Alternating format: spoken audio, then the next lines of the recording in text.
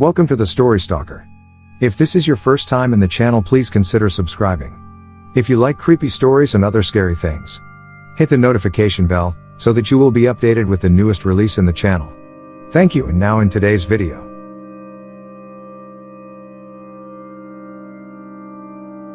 every one of us are having different kinds of experiences from work, school, or at home. But there are some experiences that remained in our memory for the rest of our life. That could either change or provide us with learning that we can apply for the rest of our life. For today's video, please listen to one of the people who posted their unforgettable experience in Reddit.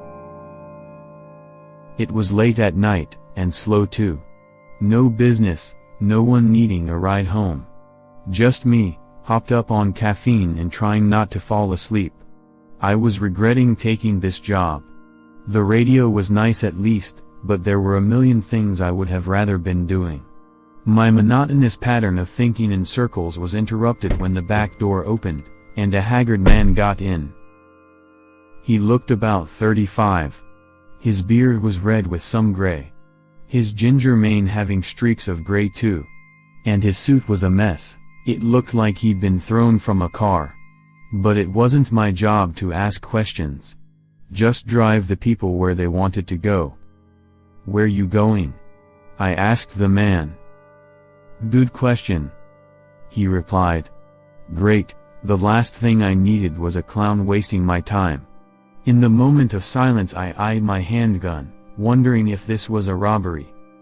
My overthinking ended when he spat out, 11, Willow Creek Drive. Wonderful.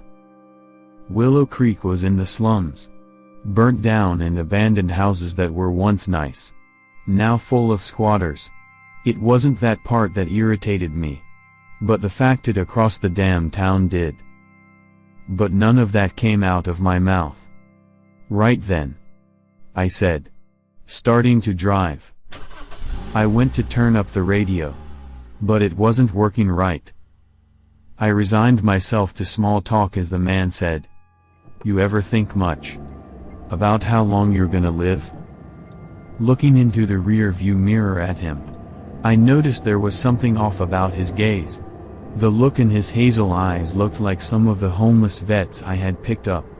A look that reflected on pain and abandonment.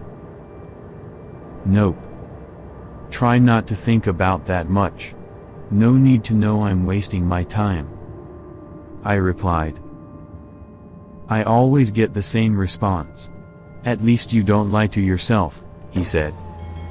I looked back at him again. This guy was definitely weird. But I couldn't tell if it was hobo weird or serial killer weird. We were getting on the freeway though. So I just had to go a little while longer. "You don't believe in ghosts, do you?" my passenger asked.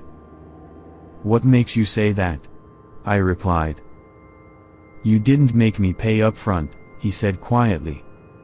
"I've never seen a ghost. And I doubt I ever will," I replied. He didn't laugh. But the look in his eyes told me he thought that reply was funny. I had 3 kids. Anna, Brandon, and Charlie. They were such good kids. My job paid for a nice house. My wife helped me make a loving home. Anna was such a talented artist.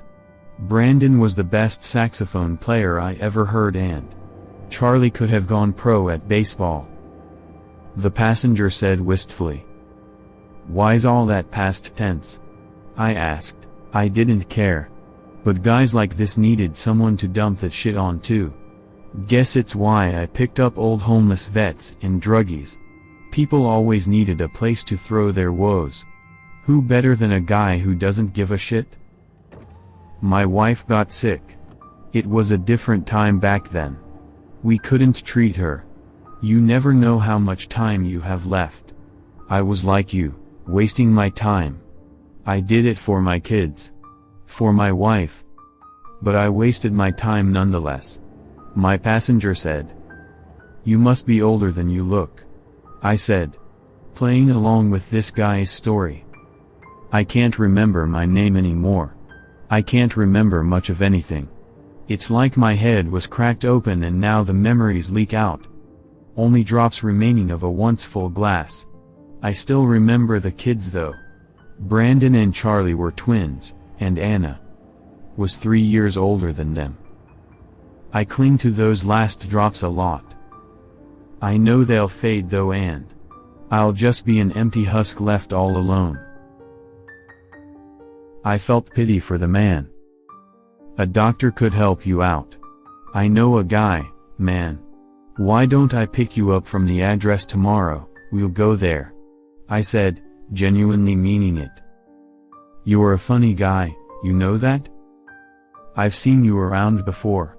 You say you've never seen a ghost, but you give them free rides. All the vets and druggies and prostitutes you've had in this car, you give those ghosts rides all the time. And you give them the gift of listening. You pretend you don't care, but you give them free rides, jackets, food, and even the money from your wallet. Before I could formulate a response, the GPS chimed in to say your destination is on the left. Looking over, there was nothing but some bricks and a lot of grass. You know what the worst part about it is? Not being able to move until someone is in the right spot. That's the worst. I could have seen Charlie and Brandon and Anna so long ago. But I was just stuck, waiting for someone real to be in the right place at the right time.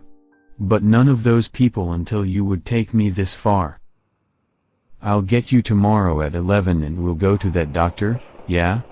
I asked, concerned for his well-being. No. This is my last journey here. I was stuck in that one block so long. I forgot what left me trapped there. I think it was a car. But my kids were left alone. I was working extra hours that night.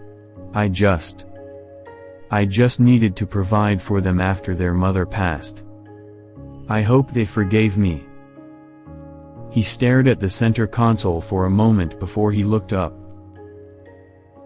I can't pay you. I need to save my cash for the next ride. I hear the driver is a bit of stickler for pay. I hope you don't mind, he said, opening the door and exiting the taxi. I opened my door too, hoping to get a last word in. Hey, take care of yourself, man, I said.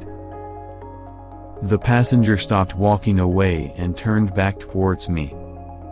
Don't worry about me. Just don't waste your time like I did, he said sadly. Then my passenger vanished before my eyes. Thank you for watching. I hope you enjoy our video today. If this story moved you, please comment down below. What will you do if you're in the same situation? Thank you. And if you want this kind of video, please consider subscribing. Till next time. Goodbye.